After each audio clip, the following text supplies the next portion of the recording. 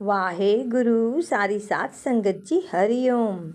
प्यारी साथ संगत जी, आज गुरु जी ने बताया कि तुम लोगों से कोई भी गलत करेगा, कुछ भी गलत हो जाए, बस तुम लोग ऐसे फौरन तुरंत बदला लेने की सोच लेते हो कि हमें इनसे बदला लेना है, इन्होंने हमारे साथ ऐसे किया।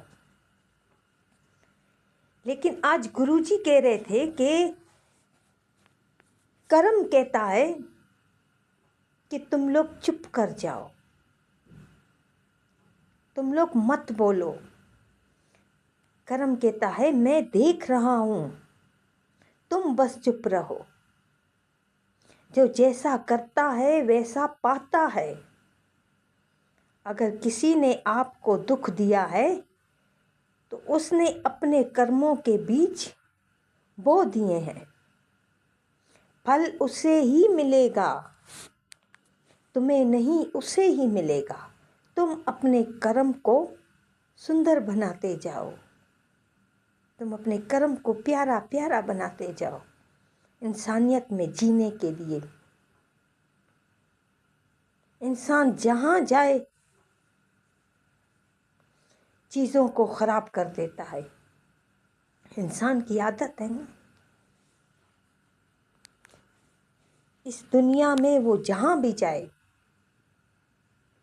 सारी चीज़ों को ख़राब कर देता है और इल्ज़ाम सब पर लगाता है, खुद ख़राब करता है सारी चीज़ों को, फिर इल्ज़ाम दूसरों पे आते हैं। कभी वो कहेगा धर्म गलत है, कभी कहेगा धन गलत है, तो फिर कभी कहेगा रिश्तेदार गलत है क्योंकि वो खुद गलत है। दुनिया ऐसे ही है, जहाँ भी जाती है ना सब गड़बड़ खुद करती है, फिर इल्ज़ाम थोप देती है। मगर ये मानने को तैयार नहीं है कि मैं गलत हूँ, ये मानने को तैयार नहीं है। अपनी गलती नहीं, अपने आप को आईने में नहीं देखना, बस दूसरों पर थोपना है। तो इसीलिए आज गुरुजी समझा रहे थे कि आप उन पर गौर ही ना करो, आप अपने कर्मों पे गौर कर करके अपने कर्मों को सुंदर बनाते जाओ। ज़िंदगी में साथ संगत जी हमेशा दो लोगों से दूरी इख्तियार करना, हमेशा। जैसे कल की वाणी में चला था, गौतम बुद्ध ने तारीफ से भी ऊपर और निंदा से भी ऊपर, दोनों से ऊपर। तो आज भी गुरु जी यही समझा रहे थे कि एक वो जो आपकी बुराई करने में लग जाए, ऐसी बुराई करे जो आप में है ही नहीं, आप में कोई बुराई नहीं है, वो शख्स बोलता है कि ये ऐसा है, ये ऐसा है, एक उस शख्स से दूरी करो। एक दूसरा जो आपकी तारीफ करे, आपकी तारीफ करने में लग जाए और वो तारीफ भी आप में ना हो, इन दोनों शख्सों से बच के रहो। क्योंकि हमें अपने कर्म देखने हैं ना, हम किसी और को सुधार नहीं सकते, हम अपने कर्म गलत ना कर बैठे।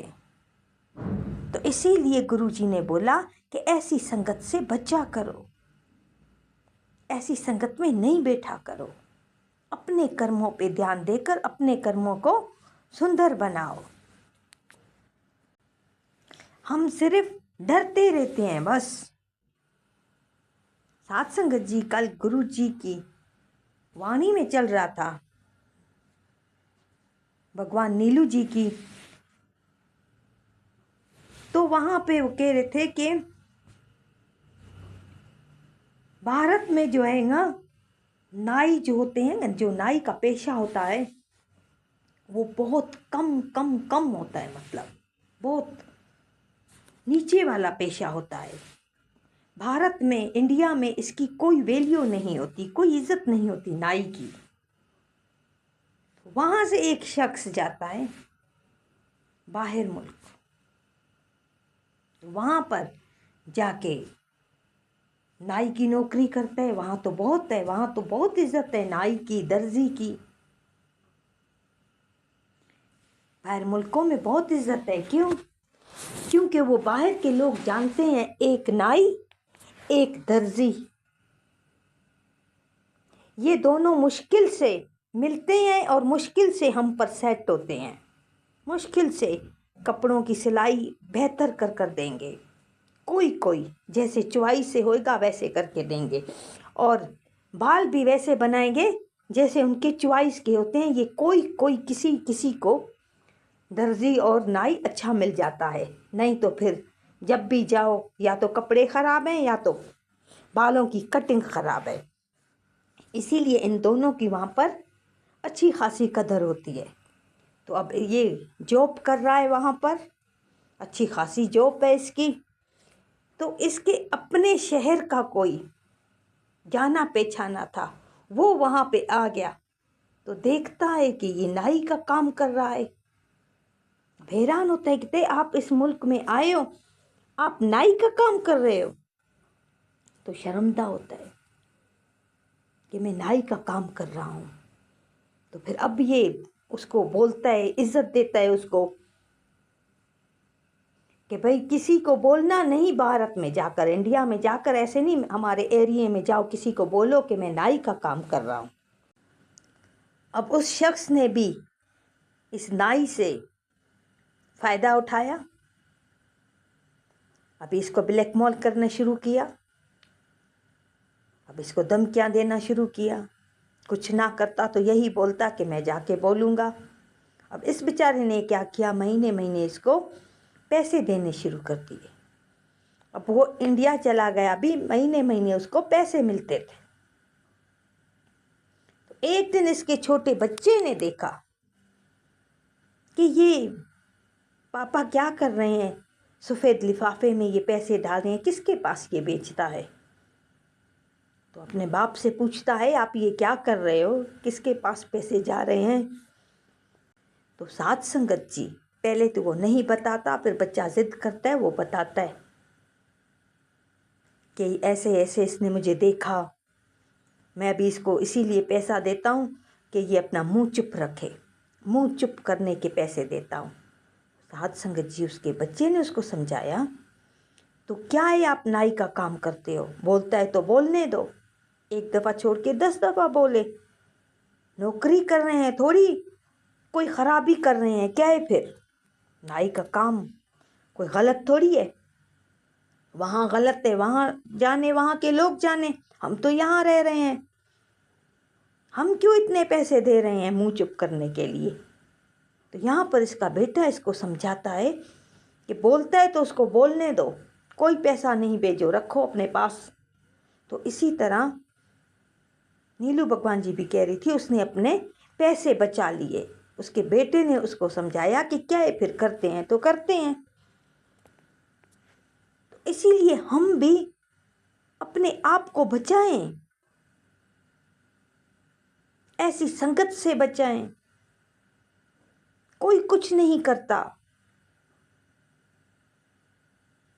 साथ संगत जी, हम ऐसे ही बहकावे में आ जाते हैं, कोई हमारी तारीफ कर ले, हमें पता है ये कोई भी हमारी तारीफ कर रहा है तो इसका कोई ना कोई फ़ायदा होगा, ऐसे तो तारीफ वो भी नहीं करेंगे। जो बुराई हम में है ही नहीं, उस बुराई का जिक्र करते हैं, तो हमें इसमें डरने की क्या ज़रूरत। जब है ही नहीं, हम परमात्मा से साफ है, तो फिर ऐसे लोगों के साथ क्या रखें। ऐसे लोगों से, ऐसी संगत से दूर भागो, बिल्कुल भागो, ठहरो ही नहीं, भागो। देखो कोई आपकी ज़रूरत से ज़्यादा तारीफ़ कर रहा है, जो तारीफ़ आप में है ही नहीं, वहाँ से भी भागो, उठ खड़े हो जाओ।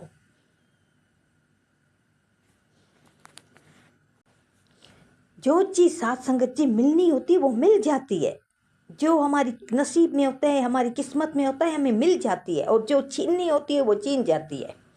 बाकी लोगों के आगे पीछे उनसे डरें, ये काम आज गुरुजी ने बोला छोड़ दो। एक बादशाह था जो बहुत बूढ़ा हो चुका था। अब सारे मंत्रियों को इकट्ठा करता है कि आप आओ, अब मैं राजाई नहीं चला सकता, अब मैं क्या करूं, मशवरा दो मुझको।